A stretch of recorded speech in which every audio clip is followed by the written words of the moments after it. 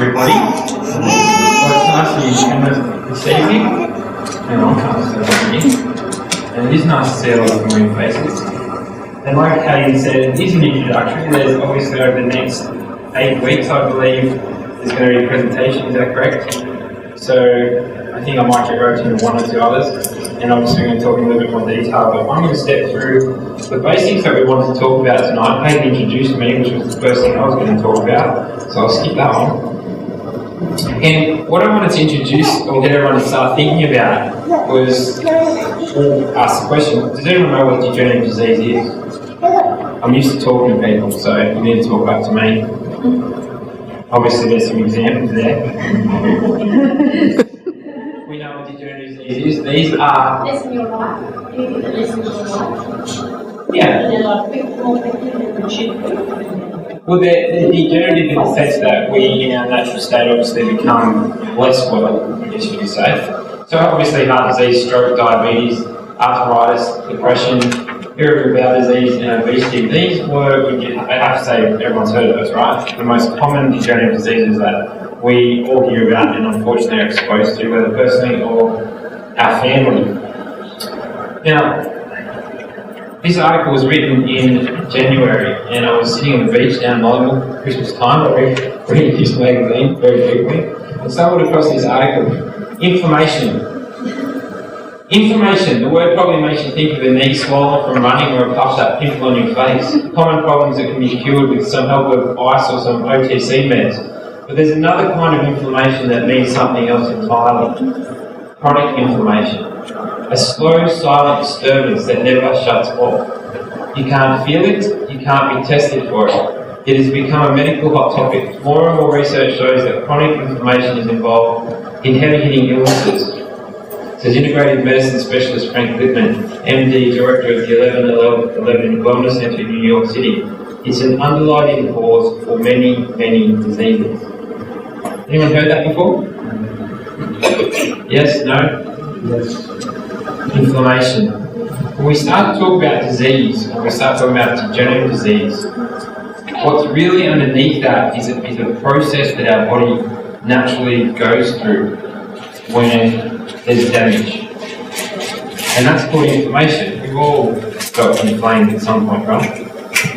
But what's going on in our body now is because of the environment we live in and because of quite a number of factors we're going to touch on, what's really going on is what's causing our degeneration in our bodies is this underlying inflammation.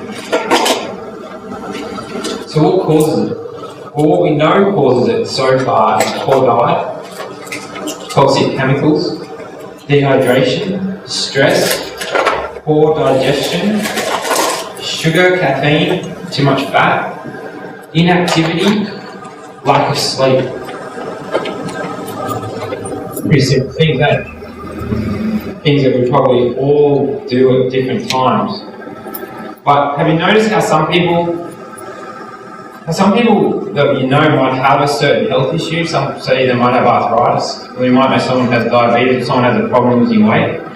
What's interesting is that our bodies are all different, right? So when we talk about genetics, really what's going on with genetics is the way our body is able to keep up with, or perhaps isn't able to keep up with, the imbalances that we can't inflict on ourselves. So what I want you to think about as we kind of talk about some of these things, you guys know what your body's like, you know how it reacts, and how it acts at different times. Just have a think about what it is you might be doing that's creating inflammation that perhaps is causing you to not feel so good. So the first one we're going to look at is nutrition. Interesting. I'm sure everyone knows this a little bit, but we're going to talk about it. So nutrition, what is it? The building blocks of life, really, right? Proteins, fats, carbohydrates. Does everyone know what they are? Where we get them from? I'm sure over the next few weeks we're going to give them tasty examples of what they are. But the other thing I want you just to think about for a moment is the other components when we think about nutrition, medically, or say on the alternative medicine side of things, because I don't talk about it too much, but in regards to vitamins, minerals, and these things called phytonutrients, they've been termed or given a term called information substances. Has anyone ever heard of that before? an information substance. Really interesting. When we think about food, does anyone think of it as information? Interesting. Yet it is. Because what we eat, actually, what's carried in the food that we eat is a whole range, a cocktail of molecules and substances that will actually trigger or send information to different parts of the body, telling it to act a certain way. So if someone who's lactose intolerant and they drink milk, do you think the lactose tells their body to do something?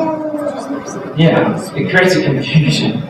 There's confusion and they'll get diarrhea in 10 to 15 minutes maybe. The reality is that everything we eat actually triggers a response inside the body. Interesting, eh? Makes you think about food a little bit differently. So obviously there are better foods first. There's better foods with lots more information that are perhaps more relaxing to the body, isn't it? Anyone give me an example? What might be better information in the body? Sorry? Fruit? Raw fruit? Raw fruit? Raw food? Yeah, maybe for some people. For others, maybe not. The reality is this is the whole thing. We are all different. And your body is gonna, when there's certain things you eat that don't work for you. And the reality is what we have to learn to do is become conscious of what our body's doing. With my job, at the end of the day, people come in and they can be doing everything perfect and they're still sick. So there's lots of reasons why someone might not be feeling well. And it's learning to understand what your body's doing, not perhaps just follow, exactly what I say tonight, or exactly what you've read in the past. You need to learn to listen to what your body's doing. Alright, what does nutrition provide us with?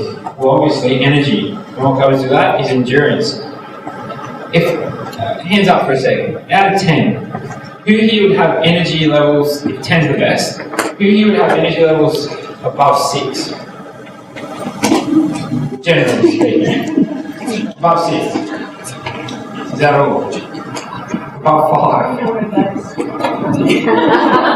Come on, you guys can participate. Above 6. Put your hands up properly. I can't see it. So the rest of you are under 6, you reckon? Less than 50% energy. Oh, okay. Really? Alright, so do you often, if you've got energy, you feel like getting out and bouncing around, go for a walk, motivated, willing to do anything you really got to do, not feeling tired and lethargic, like get over sleep in the afternoon.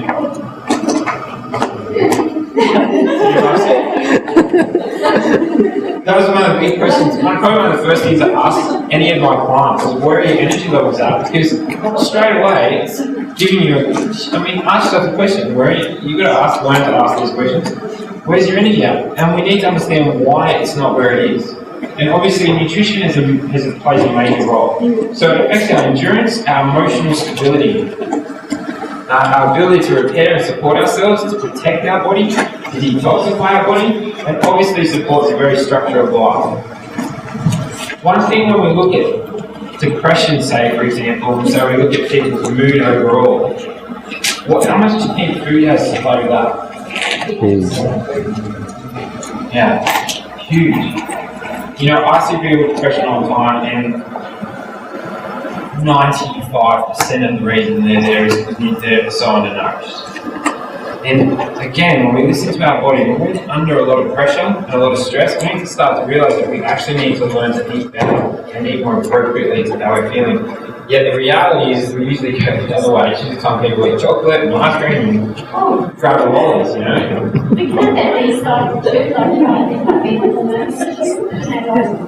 Well, depression is a hormonal issue.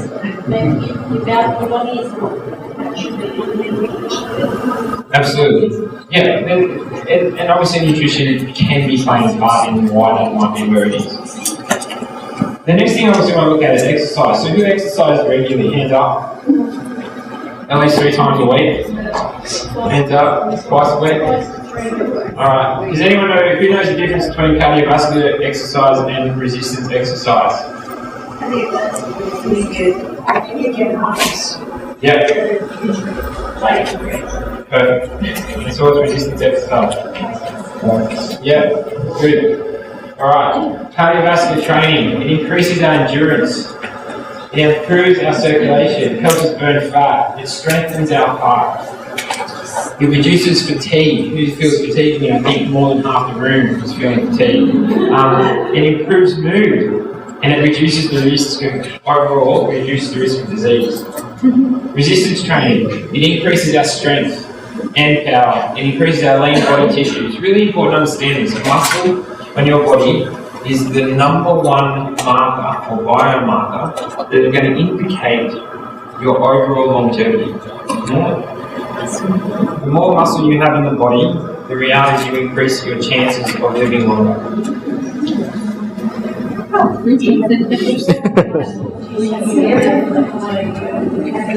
And that's right, it increases your metabolism. So what happens if you have an increased metabolism? What are you going to feel like?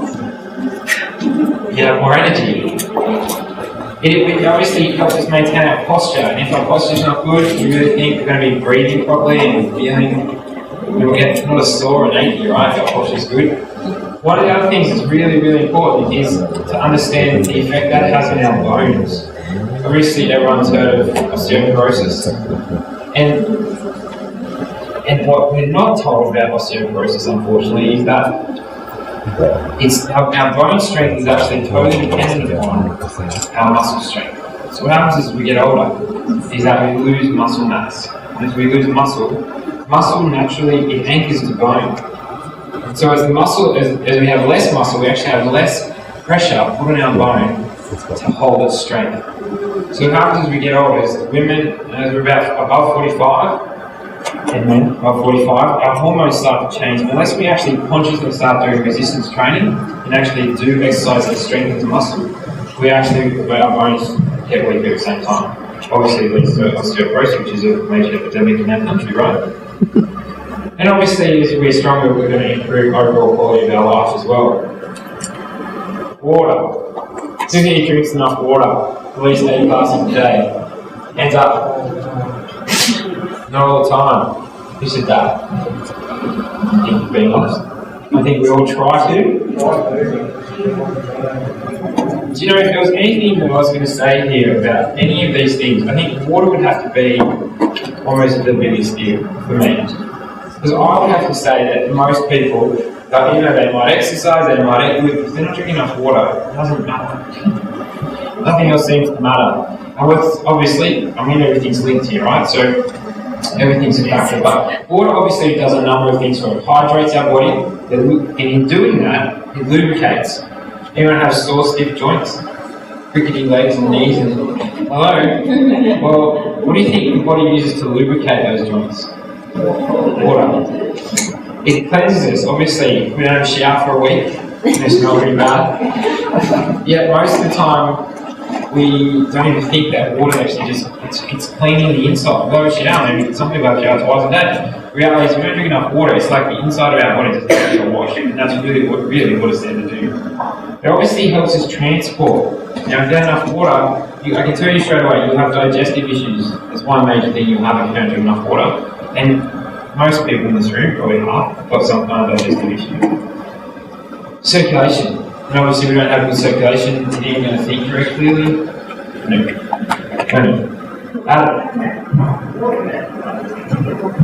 It gets thicker, it affects our blood pressure, it affects a lot of different health issues.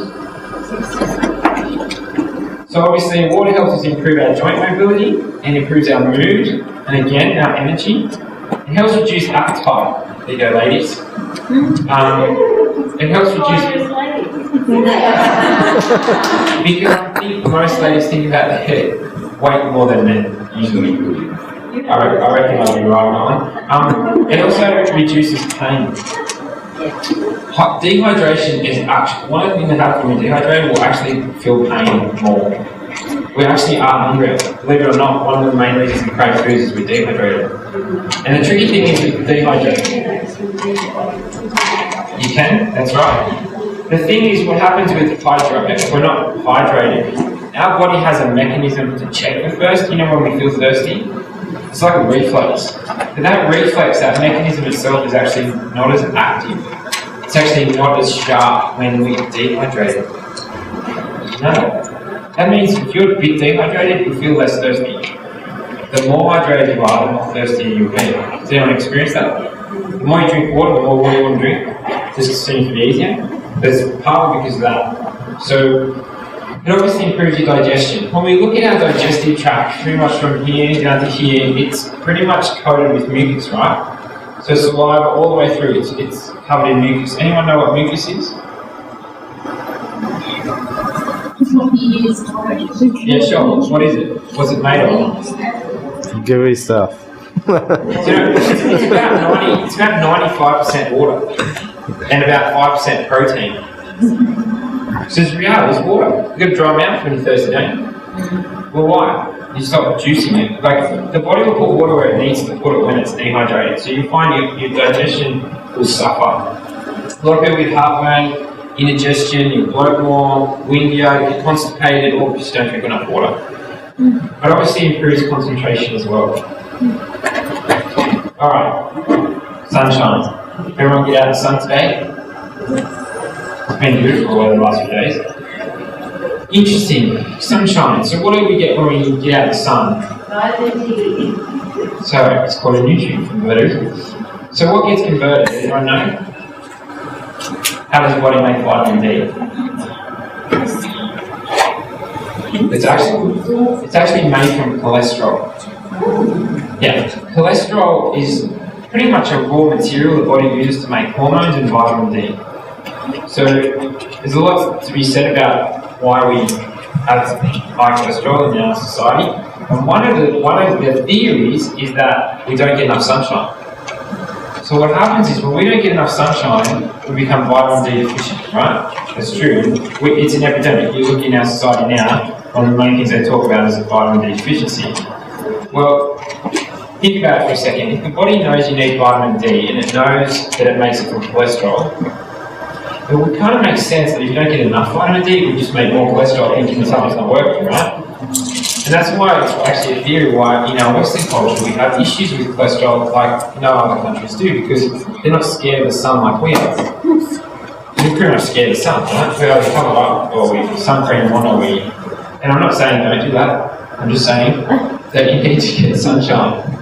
The best time to get sun is when your shadow is shorter than you. So it's usually the middle of the day. It's usually the hottest time of the day, and you need to get at least 5-10 minutes of that kind of sun. Because otherwise we don't make adequate vitamin D, which is incredibly important to actually prevent degenerative disease. That depends on your Skin to correct. So if you have more of an olive complexion, then you may need more sun. The other thing the sun does is it actually regulates our body clock. So our circadian rhythm.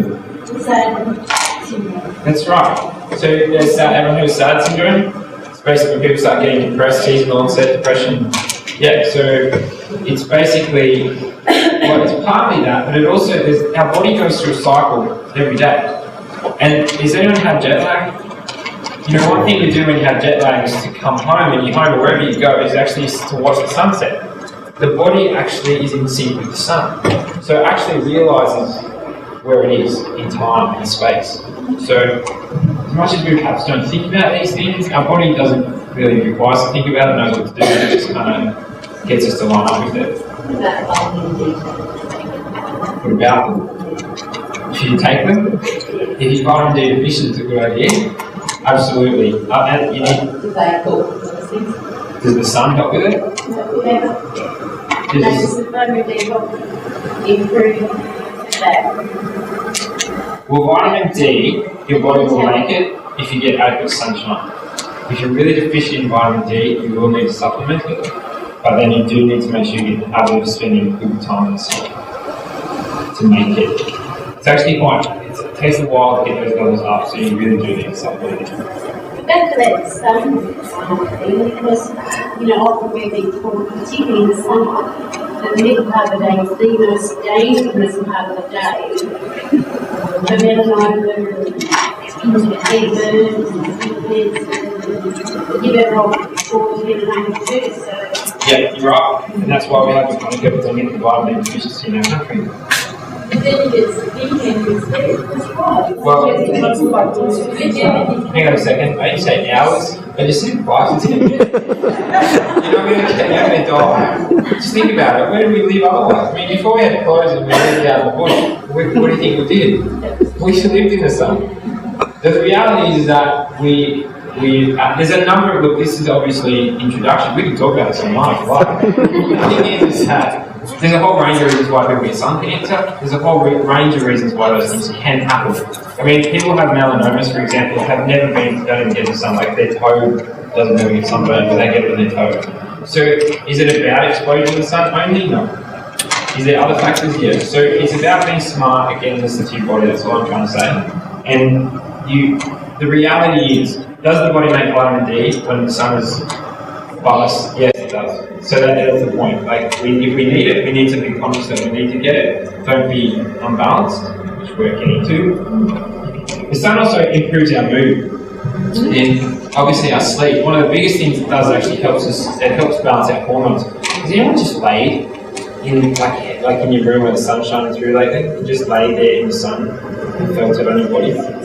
Actually, I did that last Friday, not intentionally to talk about it tonight, but end of the day, sitting there going, oh, I just feel my whole body just start to relax. Isn't it amazing what it does to us when we just kind of sit and absorb it? It has an impact then, if it's going to affect me, it has a big impact on our energy, but it also improves our metabolism. If we spend more time in the sun, our hormones are in a better place, our metabolism is a lot more effective.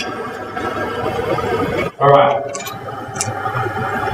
Temperance. I just gave you guys the definition I found. I like this definition. I'm going to read it. Temperance. Self-control regarding temptation, such as overindulgence in food, drink, or sex.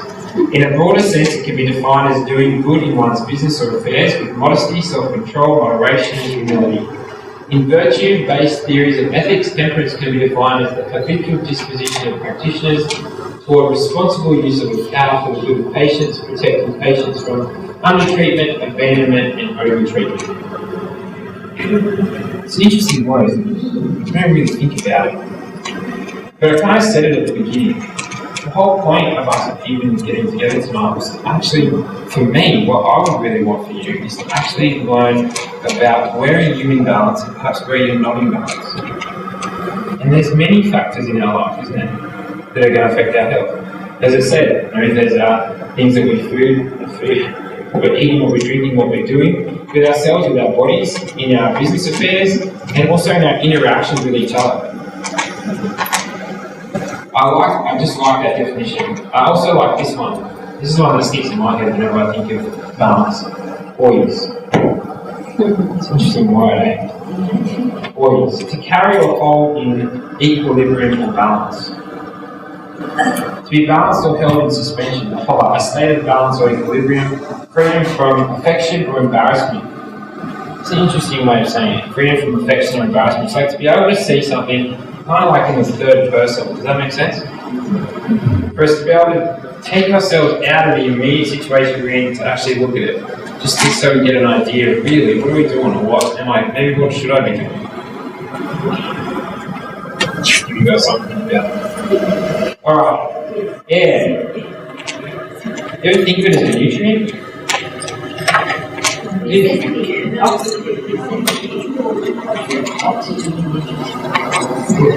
a mineral. Gas. It's a detoxifier, it's a key part of energy production, of course. Without it, we're all going to die pretty quickly. So obviously, if we're not getting enough good clean air, or if we're not breathing properly, we're not going to have very good energy. It's one thing. Actually, I had to have, in Christmas time, it was very silly, just a week before Christmas, and cut the tendon, main tendon in my index finger. And I had to have surgery after sitting in the hospital for 5 days. And it was really interesting because they plugged me into one of those heart rate monitors that obviously checks your oxygenation. And it was so interesting because I could feel myself getting a little anxious. I was relieved after 5 days though. And you hurry up and turn my finger up. And I realised I was starting to breathe wrong. And the lady coming in goes, oh, the oxygenation's dropping. I was like, at that time, I thought of it straight away. I went, how do I feel? Tried to poison myself. and found that, I didn't feel as clear in the head. Didn't feel as together. I actually felt a bit nervous, and then I stopped, took some deep breaths, and watched it come back up after about a minute. And I thought, you know what, you're good, like that. So, not breathing properly, or when we get anxious, or whatever, it actually has a massive impact on our energy. And obviously, that's going to affect our mental function, clarity, like a weakness. But one of the big things, obviously, it does too, it helps cleanse, it's very cleansing and very supportive to the immune system. What we need to understand is that we don't have enough oxygen in our body. One, we know we're going to die, right? We're not going to be very ahead, potentially we die. But two, parts of our body can die. So if I was to tie a string around my arm and cut off the circulation, really, what am I cutting off? Circulation, what am I cutting off? The oxygen supply to the arm. So if I cut that off, it pretty much the tissue starts to die. I mean, pain probably doesn't answer that. How quick pain? That's an Amber question, isn't it? So how quick does it take? Because I just did first aid the other day. I mean, it's always obviously if someone's crushed, like crush injuries are some of the worst injuries because they've got to take the pressure off the crushed victims. The poisons that are going to come back from the limb that hasn't had good circulation coming through it has a massive impact on the body. One of those things is there's a huge amount of carbon dioxide. So what's going on is that if we don't have good circulation overall, so if we don't allow the oxygen to get, our circulation to be healthy so oxygen can get to every part of our body, the reality is we can have organs that aren't that well. And fungus problems are everywhere. A lot of people have fungal problems in their tummy and obviously in other places. But the thing is, funguses and bacteria and some parasites and those viruses that we seem to get caught up with sometimes, guess what? They don't really like oxygen. They hate it. They much prefer an oxygen-poor environment. That's why it's really important to exercise, food, breathe really clean air, and make sure you breathe properly. So there's a couple of techniques, we perhaps can talk about that another night, but it's really important to learn to sit properly and breathe properly. Rest. Everyone get enough sleep last night? Yeah. It's funny that, it's kind of the way we're going to count on both hands. Obviously rest, it helps us repair. One of the biggest things it really helps us with is our mood. So obviously we all know, what do they say, like not sleeping for 2 nights is like being drunk. So reality is it obviously has a really big impact on our mental function. It also has a big impact on reducing inflammation, which we obviously know now is the underlying cause of all these chronic things that go wrong for us, right? We talked about before. But obviously when we enough sleep, we're not as alert, so obviously it also makes us more alert. And in saying that, actually makes us smarter. Apparently having naps regularly helps us to be actually smarter. It also helps us maintain a healthy body weight. Did you know that? You don't sleep, people sleep apnea is actually because one of the main causes of it is actually called obesity. So often people who put on weight and have snoring problems actually will put on more weight because they're not sleeping properly. So actually it makes you quite inflamed when that's going on. So you know, sometimes it's not about not getting enough sleep, it's also about quality of sleep. So do you want to do this first? Alright. And the last one is trust in God. We talk about getting balance and holding ourselves in a balanced place. I want to share a couple of verses that I thought were quite encouraging. A heart at peace gives life to the body, but envy rots the bones. It's truly can't feel it when we get caught up in this. All the days of the miserable are miserable. But the cheerful heart has a continual feast. A merry heart does good like medicine. And the Lord will guide you always. He will satisfy your needs. Obviously having a balance also in our spiritual life and the awareness that we are spiritual. Obviously that as well helps us reduce our stress. Brings peace and stability to our lives. Provides a meaningful purpose. Gives us hope and support. And also a very conscious sense of worth. and most of all, gives us an opportunity and a consciousness to be grateful.